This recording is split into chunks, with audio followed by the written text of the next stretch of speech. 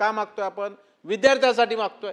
BSc ला admission घेतलं, BA ला घेतलं, BCom ला घेतलं, कम्प्युटरमधले अनेक कोर्सेस आहेत, त्याला शिकवायला शिक्षक पाहिजे. ही विद्यापीठातली पण भरती आहे. त्यामुळे ही भरती तातडीनं करण्यासाठी आपण एक नोडल ऑफिसर नेमून ही भरती जलद गतीनं कशी करता येईल आणि हे 5012 पदं आपण कधीपर्यंत भरणार, त्याला काय आपण डेडलाईन दिलेली आहे का संबंधित अधिकाऱ्यांना किंवा ते देणार आहात का? हा माझा अतिशय मुद्देसूद प्रश्न या निमित्तानं आदरणीय मंत्री महोदयांना. मंत्री महोदय, राज्यातली प्राध्यापक भरती ही 5012 अधिक मागचे 172 शिल्लक अशी 5176 ही गेल्या अनेक वर्षातली सगळ्यात मोठी भरती आहे. त्यासाठी 17ला जी 2900 प्राध्यापकांची भरती मंजूर झाली आणि कोविडमुळे थांबली होती, ती नवीन सरकार आल्यानंतर 22 ते 25 या कालावधीमध्ये ती सर्व आपण पूर्ण केली. त्यानंतर नव्याने 5012 मिळवली. तर ही 5012 अधिक मागची 172 ही भरण्याची एक प्रक्रिया आहे की प्रत्येक कॉलेजमध्ये 25 साली असणारी विद्यार्थी संख्या, अस्तित्वात असणारे विषय, काही विषय विद्यार्थी संख्या कमी झाल्यामुळे ते मागे घ्यायला लागतं. यावर पहिली अलॉटमेंट होते, ती सगळी अलॉटमेंट सगळ्या कॉलेजेसना अनुदानित महाविद्यालयांना झालेली आहे. त्यानंतर त्यांनी पोर्टलवरून आपल्याला मिळालेल्या पदांसाठी रोस्टरसाठी जी परवानगी किंवा रोस्टरची प्रक्रिया सुरू करायला लागते, ती रोस्टरची प्रक्रिया करावीच लागेल. रोस्टरची प्रक्रिया पूर्ण झाल्यानंतर NOC मिळायला कुठलीही अडचण येत नाही. आता अनेक महाविद्यालयांमध्ये म्हणजे मागच्या वेळेला आपल्याला 2900 भरायला परवानगी मिळाल्यानंतर ही शेवटी आपल्याकडे 500 पेक्षा जास्त जागा रिकाम्याच राहिल्या का? तर ज्या कॉलेजेसना दिल्या त्या कॉलेजमध्ये मॅनेजमेंटमध्ये भांडणं असतात. त्या मॅनेजमेंटने भांडण्यामुळे ती भरतीच करत नाहीत.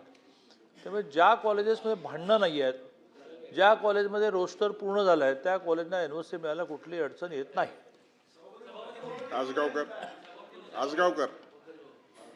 सभापती महोदय, या ठिकाणी प्रथमतः दादांना धन्यवाद देतो की त्यांनी 5136 पदं भरण्याचा निर्णय केला.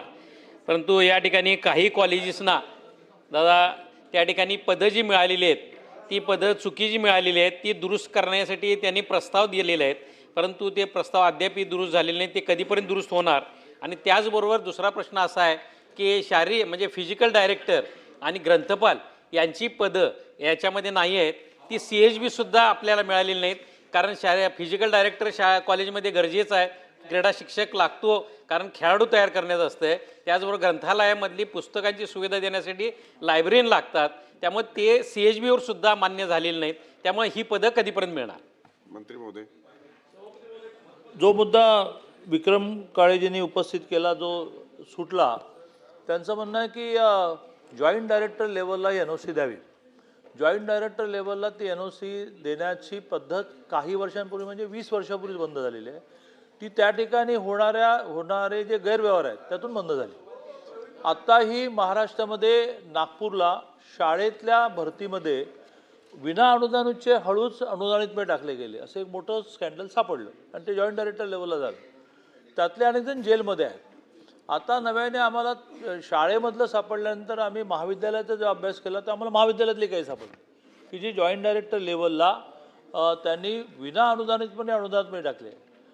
त्या सगळ्यांना आम्ही त्यांचे पगार थांबवले आहेत, त्या जॉईंट डायरेक्टर कारवाई केली आहेत. आणि त्यामुळे ही काही फार लेंदी प्रोसिजर नाही आहे.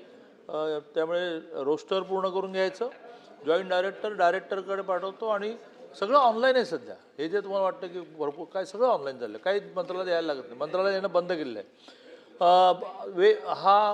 यांनी जो आजगावकरांनी मुद्दा उपस्थित केला त्याच्यामध्ये अतिशय 3-4 महिने खूप मेहनत घेऊन कॉलेजची विद्यार्थी संख्या किती आहे कॉलेजेस माहितीच देत नाहीत.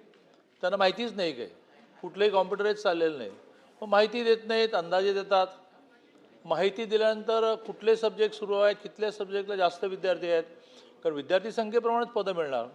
अतिशय शास्त्रोक्त पद्धतीने पदांचं वाटप झालेलं आहे. एक पदही शिल्लक नाही मंत्रालयामध्ये.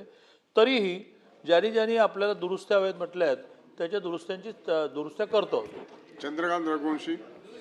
हो, दुरुस्त नाही ते दुरुस्त्यासुद्धा का, त्यांनी वेळेत विद्यार्थी संख्या किती बाबा, मराठीला आमच्याकडे 32 विद्यार्थी आहेत, मग 20 विद्यार्थ्यांना एक प्राध्यापक, असं जवळजवळ 3-4 महिने प्रक्रिया चालली. तरीही तरीही करेक्शन ज्यांनी करेक्शन मागितलं आहे त्यांच्या करेक्शन करून देतो.